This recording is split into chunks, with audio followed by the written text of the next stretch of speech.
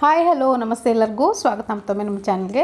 ಇವಾಗ ನೀವು ನೋಡ್ತಿರೋ ಹಾಗೆ ನಾನಿಲ್ಲಿ ಒಂದು ಸೈಡ್ ಡಿಶ್ ಮಾಡೋದು ತೋರಿಸ್ತಿದ್ದೀನಿ. ಚಪಾತಿ, ರೋಟಿ, ಫುಲ್ಕ ಯಾವುದ್ರ ಜೊತೆ ಬೇಕಿದ್ರೂ ನೀವು ಇದನ್ನು ಮಾಡ್ಕೊಳ್ಬೋದು. ತುಂಬಾ ಈಸಿ ಮಾಡೋದು. ಬನ್ನಿ ಹೇಗಿದ್ರೆ ಮಾಡೋದು ನೋಡೋಣ. ನಾನಿಲ್ಲಿ ಒಂದು ಪಾತ್ರೆ ಬಿಸಿ ಇಟ್ಕೊಂಡಿದ್ದೀನಿ. ಇದಕ್ಕೆ ಒಂದು 2 ರಿಂದ 3 ಟೇಬಲ್ ಸ್ಪೂನ್ ಆಗೋಷ್ಟು ಎಣ್ಣೆ ಹಾಕ್ಕೊಳ್ತಿದ್ದೀನಿ. ನೀವು ಬೇಕಿದ್ದರೆ ಬೆಣ್ಣೆ ಕೂಡ 1 ಟೇಬಲ್ ಸ್ಪೂನ್ ಆಗೋಷ್ಟು ಬಳಸ್ಬೋದು. ಇದಕ್ಕೆ ಒಂದು ಅರ್ಧ ಇಂಚಿನಷ್ಟು ಚಕ್ಕೆ, 1-2 ಮೆಣಸು, ಹಾಗೆ 1 ಏಲಕ್ಕಿ, 3 ಲವಂಗ ತೊಗೊಂಡಿದ್ದೀನಿ. ಇಷ್ಟು ಸಾಕು ನಾನು ಮಾಡೋವಂಥ ಪ್ರಮಾಣಕ್ಕೆ. ಸೊ ಇದು ಸ್ವಲ್ಪ ಚೆನ್ನಾಗಿ ಫ್ರೈ ಆದಮೇಲೆ ಈರುಳ್ಳಿನ, ಒಂದು ದೊಡ್ಡ ಗಾತ್ರದ ಈರುಳ್ಳಿ ಸಣ್ಣದಾಗಿ ಕಟ್ ಮಾಡಿ ಇಟ್ಕೊಂಡಿದ್ದೀನಿ. ನಿಮಗೆ ಸಣ್ಣದಾಗಿ ಕಟ್ ಮಾಡ್ಕೊಳಕ್ಕಾಗಲಿಲ್ಲ ಅಂದರೆ ಇಷ್ಟು ಸಣ್ಣದಾಗಿ ನೀವು ಮಿಕ್ಸರ್ ಜಾರ್ಗೆ ಹಾಕ್ಕೊಂಡು ಒಂದು ಸರಿ ಆನ್ ಮಾಡಿ ಆಫ್ ಮಾಡಿಕೊಂಡ್ರೆ ಈ ಥರ ತರಿಯಾಗಿ ಈರುಳ್ಳಿ ರುಬ್ಬತ್ತೆ. ಅಷ್ಟಾದರೆ ನಿಮಗೆ ಸಾಕು. ಇದಕ್ಕೆ ಇವಾಗ ಶುಂಠಿ ಬೆಳ್ಳುಳ್ಳಿ ಪೇಸ್ಟ್ ಕೂಡ 1 ಸ್ಪೂನಷ್ಟು ಹಾಕ್ಕೊಂಡಿದ್ದೀನಿ. ಇದನ್ನು ಕೂಡ ಎಣ್ಣೆಯಲ್ಲಿ ಹಸಿ ವಾಸನೆ ಹೋಗುವವರೆಗೂ ಈರುಳ್ಳಿ ಜೊತೆಗೆ ಫ್ರೈ ಮಾಡ್ಕೊಳ್ಳಿ. ಈರುಳ್ಳಿ ಸ್ವಲ್ಪ ಗೋಲ್ಡನ್ ಬ್ರೌನ್ ಆಗಬೇಕು, ಅಲ್ಲಿವರೆಗೂ ಚೆನ್ನಾಗಿ ಫ್ರೈ ಮಾಡ್ಕೊಳ್ಳಿ. ನಿಮಗೆ ಬೇಕಿದ್ದರೆ ಹಸಿಮೆಣಸಿನ್ಕಾಯಿ ಕೂಡ ಹಾಕ್ಕೊಳ್ಬೋದು. ನಾನಿಲ್ಲಿ 2 ಹಸಿಮೆಣಸಿನ್ಕಾಯಿನ ಬಳಸಿದ್ದೀನಿ. ಮೀಡಿಯಮ್ ಫ್ಲೇಮಲ್ಲಿಟ್ಟು ಸ್ವಲ್ಪ ಜಾಸ್ತಿ ಹೊತ್ತು ಇದನ್ನು ಫ್ರೈ ಮಾಡ್ಕೊಳ್ಳಿ.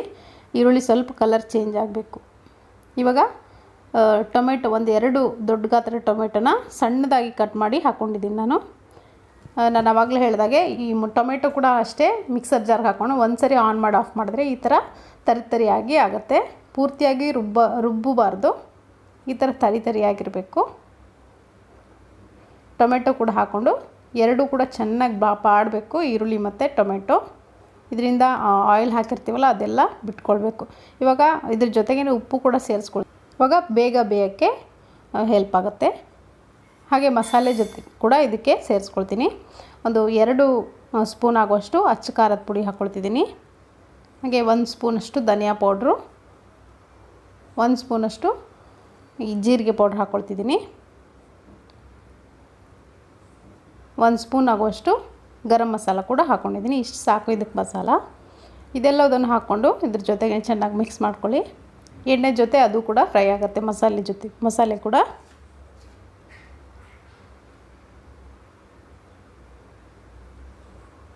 ಸೊ ಸ್ಟೆಪ್ ಬೈ ಸ್ಟೆಪ್ ಈ ಥರ ನೀವು ಮಾಡೋದ್ರಿಂದ ಟೇಸ್ಟು ಡಿಫ್ರೆಂಟಾಗಿ ಬರುತ್ತೆ.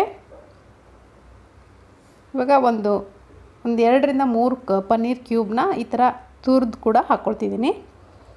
ಸ್ವಲ್ಪ ಈ ಥರ ತುರಿದು ಪನ್ನೀರನ್ನು ಹಾಕೋದ್ರಿಂದ ಗ್ರೇವಿ ಸ್ವಲ್ಪ ಚೆನ್ನಾಗಿ ಬರುತ್ತೆ. ಗ್ರೇವಿ ಸ್ವಲ್ಪ ಜಾಸ್ತಿ ಬರುತ್ತೆ, ಹಾಗೆ ಚೆನ್ನಾಗಿ ಟೇಸ್ಟ್ ಕೂಡ ಬರುತ್ತೆ.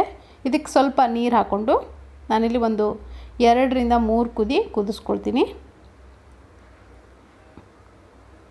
ಸೊ ಈ ಥರ ನೋಡ್ತಿರ್ಬೋದು, ಇಲ್ಲಿ ಕುದೀತಿದೆ. ಇವಾಗ ನಾನಿಲ್ಲಿ ಒಂದು ಅರ್ಧ ಈರುಳ್ಳಿನ ಈ ಥರ ಕ್ಯೂಬ್ಸ್ ಆಗಿ ಕಟ್ ಮಾಡಿ ಹಾಕ್ಕೊಂಡಿದ್ದೀನಿ. ನೀವು ಬೇಕಿದ್ರೆ ಕ್ಯಾಪ್ಸಿಕಮ್ ಕೂಡ ಹಾಕ್ಕೊಳ್ಬೋದು, ಅಥವಾ ಹಸಿ ಬಟಾಣಿ ಕೂಡ ನೀವು ಬಳಸ್ಬೋದು. ತುಂಬ ಚೆನ್ನಾಗಿ ಬರುತ್ತೆ. ಅದು ಕೂಡ ಸಿಂಪಲ್ ಗ್ರೇವಿ ಅಂತ ಹೇಳ್ಬೋದು.